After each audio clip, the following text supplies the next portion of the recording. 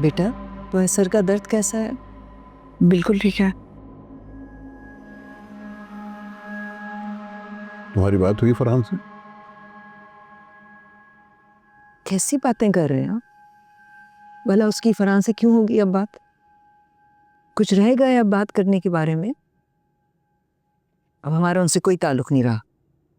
कैसी बातें कर रही हो? खून के रिश्ते ऐसे खत्म नहीं हुआ करते। ठीक है, फरहान ने ज्यादती की है, नहीं करनी चाहिए थी, लेकिन मुझे यकीन है कि वो अपने किए पे शर्मिंदा जरूर होगा। कोई शर्मिंदगी नहीं है उससे।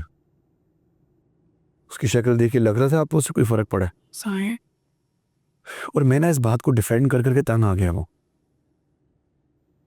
शादीशुदा हूँ पर मेरी बीवी की इज्जत से बढ़ के मेरे लिए और कुछ भी नहीं है।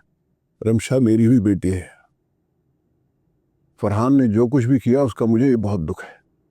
नहीं होना चाहिए था ऐसा, और इसीलिए मैं चाहता हूं कि फरहान से मिलकर पूछूं कि उसने सब कुछ क्यों किया। फिर आप कर लें बात उससे। साहिर,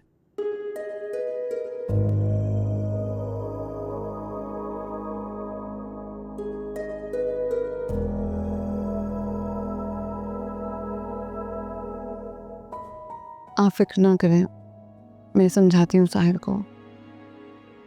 आपकी बातें ना मेरी समझ से बाहर है अब।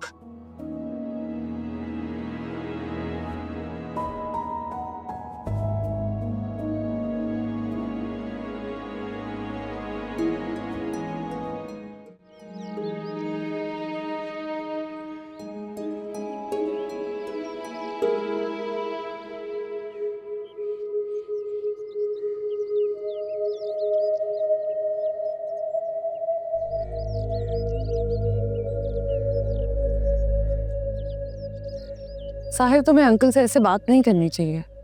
वो सिर्फ खानदान को जोड़ कर रखना चाहते हैं। अगर बात सिर्फ मुझ तक होती तो मैं बर्दाश्त कर लेता, लेकिन अब बात तुम पे आ गई है और तुम भी तो उससे कोई रिश्ता रखना नहीं चाहती ना, है ना? हमें अंकल की पोजीशन को समझना चाहिए। उनके ऊपर पूरे खानदान की जिम्मेदारी है। और मुझे कौन समझेगा? मेरी कोई वैल्यू नहीं है। मैंने ऐसा कब कहा? ऐसा ही कह रही हो तुम, यही बात है। जब भी फरहान की किसी चीज में इन्वॉल्वमेंट हुई है, बाबा ने हमेशा उसे इंपॉर्टेंस दी है ज्यादा।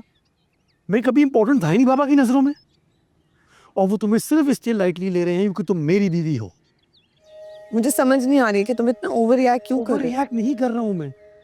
बीवी हो तुम मेरी, तुम्हारे बारे में कोई बकवास करेगा मुझे बर्दाश्त नहीं है। खैर छोड़ो, हम क्यों बहस कर रहे हैं एक दूसरे के साथ। मेरी बहुत इंपॉर्टेंट मीटिंग्स हैं आज, मुझे ऑफिस जाना है। तुम तैयार हो? मैं तुम्हें ड्रॉप कर दूं रास्ते में?